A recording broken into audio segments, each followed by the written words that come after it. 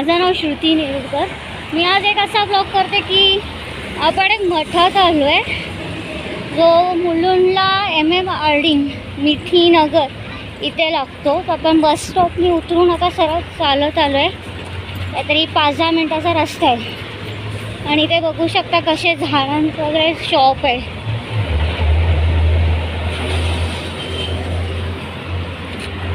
आता आपण एंट्रीकडे जातोय। हे इकडनं एंट्री आहे आणि इथे लहान मुलांना खेळण्यासाठी गार्डन पण आहे। हे बघा